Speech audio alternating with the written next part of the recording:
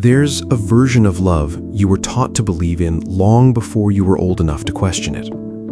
You were told that love is something you earn, something you work toward, something that rewards the ones who try the hardest, who stay the longest, who give the most without asking for anything back. You were told that if someone pulls away, you reach further. If someone goes quiet, you speak louder. If someone doesn't see your value, you simply haven't shown it clearly enough yet. And so you tried. You tried with your time, with your patience, with every carefully crafted message you rewrote 3 times before sending. You tried with your consistency, your availability, your willingness to shrink just a little, just enough, so you wouldn't take up too much space in someone's already crowded world.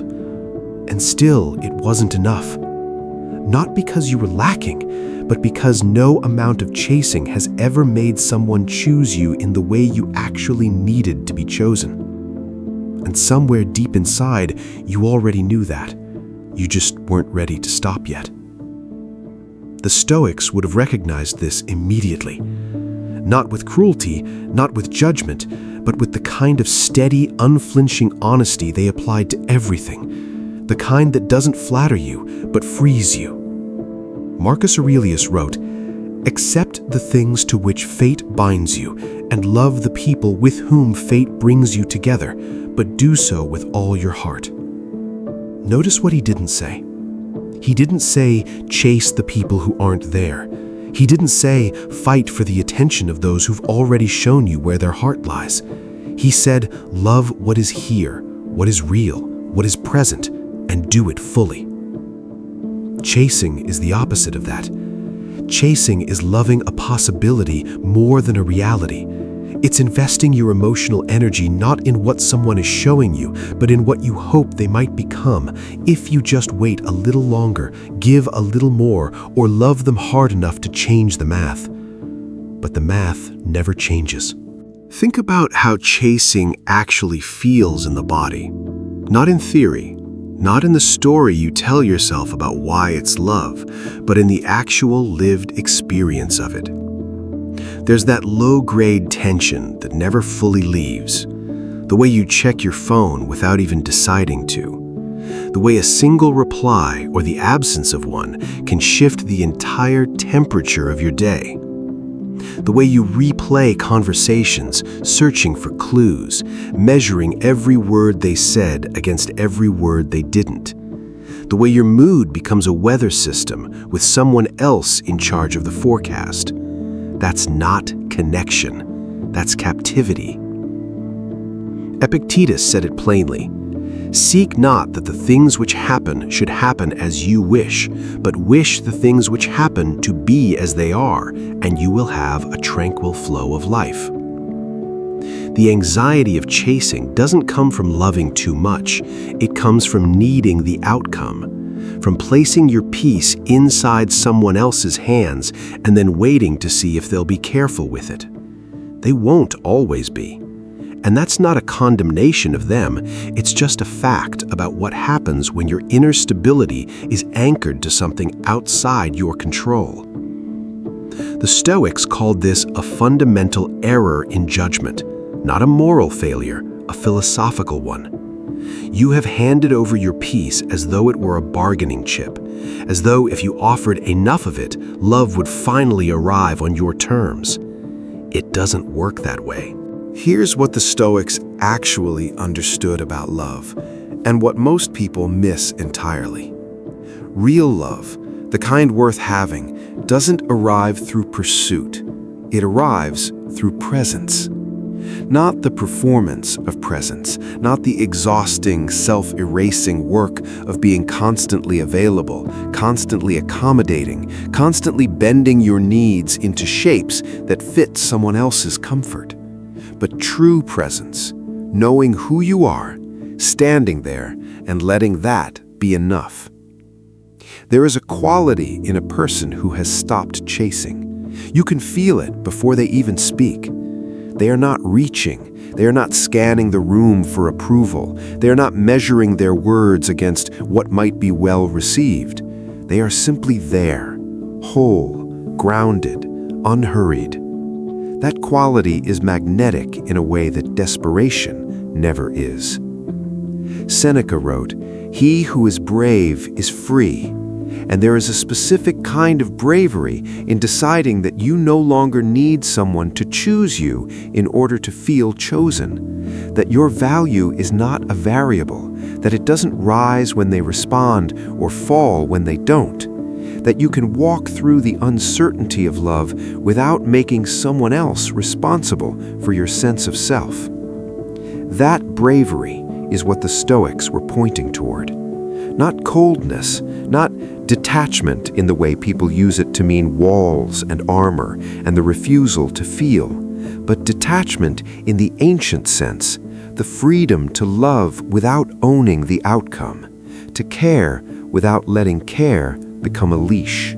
Because here is the thing most people are afraid to admit. When you were chasing someone, you were not actually loving them.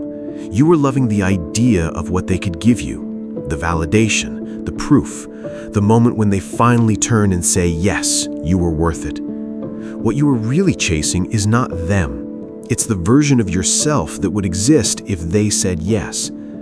Carl Jung understood this. He wrote that whatever we cannot find within ourselves, we are condemned to seek in others. And the tragedy of chasing is exactly that. It is the search for self-worth conducted in the wrong direction. Every time you reach for someone who isn't reaching back, you are saying something to yourself, not to them, to yourself. You are saying, I need evidence. I need proof. I cannot simply decide that I am enough. I need it confirmed from the outside before I can believe it on the inside. And the world obliges that belief.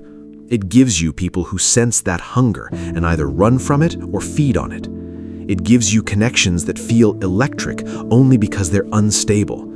It gives you love that arrives in doses, just enough to keep you waiting, never enough to make you whole.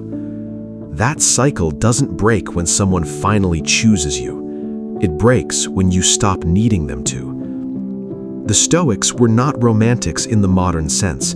They didn't believe in the myth of the one person who completes you, but they believed deeply in something richer, in the capacity of a well-ordered soul to love freely, without fear, without need for return. Marcus Aurelius didn't write love poetry. He wrote this: "Nowhere can man find a quieter or more untroubled retreat than in his own soul." That's not indifference, that's the foundation.